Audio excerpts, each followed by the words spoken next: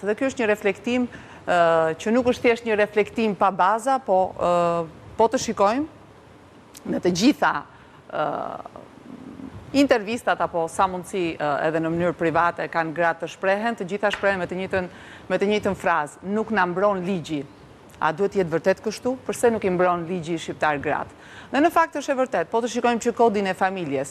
Ne themi dhe flasim për familjen shqiptare si një ndër, po themi, celulat, gjërat më kryesore që karakterizon shoqërinë shqiptare. Dhe sigurisht, familja është shumë e rëndësishme, po kur vjen puna që ndodh të kemi ato momentet e dhunës në familje, a mbrohen me të vërtet gratë?